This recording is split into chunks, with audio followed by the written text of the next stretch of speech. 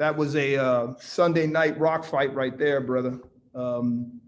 Both teams played with a lot of heart. Both teams were visibly fatigued. And both teams played with a lot of heart. I give Lafayette a lot of credit. They came in, they played with great effort. Particularly Perry kind of spearheaded them and got them going with his ball pressure. And they played hard. They fought hard. We were, fortunate to come out and make a few more plays down the stretch that put us over the top, but it was a hard-fought win. I like these type of games when you don't particularly play great offensively, but you still win. That's a mark of a good team that can do that. One note, I know Ethan Britton-Watts came off the bench. He still got a lot of minutes, played 24 minutes. Was that a matchup decision that you made? No, coach's decision. What went into that decision? It was a decision that I made as a coach. All right.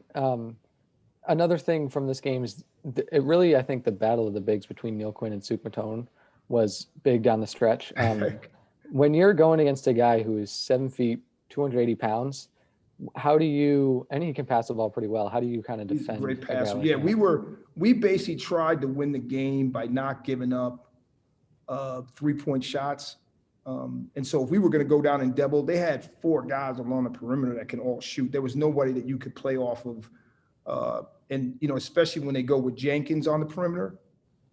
Sometimes, Hastings is not a 3-point shooter, so you could go off someone and then kind of rotate and maybe stunt off him. But when they put Jenkins on the floor, you got to pick your poison because he's such a great passer. And we were just slow to, we're a little slow to everything tonight. So when we went down and we tried to dig out the post or blitz the post, he was finding somebody for a 3. So we just had to pick our poison, and we thought that, Suk was able to hold his own. Like Suk ended up with 12 and he ended up with 9. And so I was like, all right, if we can just even out on that battle, I think we'll be okay because we don't want to give up 3s. Yeah. And Suk, to his credit, I feel like we talk about him every week, but he had 3 assists, 0 turnovers. I mean, he holds the ball a lot and makes good passes for you guys. What's gone into that facet of the evolution for him? Yeah. Well, see, the thing about Suk, honestly, is that I think, and we talk about this a lot when you're coaching. When you have a team and then you have a guy like Max Mahoney, Max is so good that he could deter other guys from developing because he's so good, right? So like now you're running every play for Max. So I ran like, I don't know if even Suk had a play last year that I would run for him because every time we got into a huddle, I was running something for Max, Javante, or Walter White. And so now, he doesn't get a chance to kind of build some confidence where you're going to him. And that's probably on me as much as anything. But I thought actually last summer, Suk had the best summer before we went to Europe. He played better than anybody on our team. Wow. And then he got to Europe and he went through the first game and he didn't play as well in the first game. And then now we got Max and Javante. So he doesn't get a chance to kind of play through any mistakes. And now he's like a role player around those guys. Mm-hmm. Right? But you could see it starting last summer. And then he came back this year and he was, man, he had an unbelievable fall. He was terrific. He was dominating every drill. And a lot of it goes into Suk, to be honest with you. Suk asked for every one of Max's made shots last year. So he watched every one of Max's made shots last year on video over and over. And then he kind of went out and developed a left hand. He got more agile. He stretches all the time. Like he's very disciplined in what he does. So it's been a process over 4 years. And then the other thing I think is that Kurt Wilson, our assistant, has done a fantastic job, Ethan.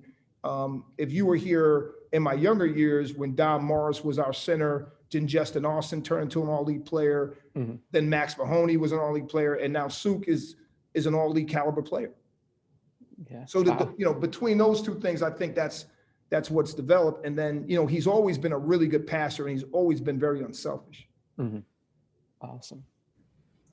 Again, Coach, today we saw Jonas Harper against Jaworski, and that was a key battle, and it looked like Harper was key down the stretch with steals, and defensively was really key. How good has Harper been? He's terrific, man. I mean, the guy just plays with all out heart. I mean, without him, we're not the same team. Like, we're just not. Like, if he doesn't play, we are not the same team. We don't have anyone that does that as a perimeter player, and so he will take great pride in that. He's got an unbelievable motor. He's tough. He's disciplined. He listens. He's terrific, man. He's terrific. That play that he made when he got I think he got the steal and then he made the layup in transition. Yeah. That was the play of the game. And, he did all these other things. Then he made the play of the game. He didn't make shots tonight because we were exhausted, but that kid is unbelievable, man. He you don't find, it's hard to get kids like that. It's hard, man. Very hard to do. Very hard to do. I guess my last question for you, Coach, what does it mean for you guys as a team to be able to do this with the exhaustion, with the team that Lafayette is, to be able to get the second night of a back-to-back win that you guys now have under your belts? Yeah, listen, I had said this to you last night. I'll go to battle with these guys. I'm ready, I'll go battle with these guys that I have, and, I think there was going through what we went through, they never stopped believing, they were not like, oh man, this or that. Every kid that I talked to that played last year, everyone was like, Coach, we're going to be fine. Coach, we're going to be fine. They just have a really strong belief in each other. They're winners, they'll sacrifice for each other. They'll fight, so it was just a matter of time before we could kind of put it all together. So I'm just happy for them because, to be able to do this on the road is tough. And we showed some real fortitude tonight. It was great, but you saw it starting a little bit in that Army game. In that second game, when we got JoJo and Javante back, that's when we got our mojo back, and then we just could not get over the hump down the stretch of that game. But you saw it, we needed a couple of possessions down the end, and we just couldn't get over the hump. And tonight, fortunately, we were able to do it. Coach made a lot of subs today. I think that's become a usual thing with the amount of depth that there is on the bench. How good does it feel as a coach to know that you have quality on the bench to come in and still have that quality? So we have so many guys that I kind of tell Coach Wilson, all right, Coach Wilson, this is what I think. This is kind of what I want you to do. But Coach Wilson is responsible because we got so many dudes. I can't keep track of all these dudes, man. So I'm just, he knows who kind of needs to play with who and who needs to come out. And, I'll say to him, all right, I don't like this or I like that. This is how I want to finish the game. But he's the one that kind of organizes it and making sure we can keep these guys fresh.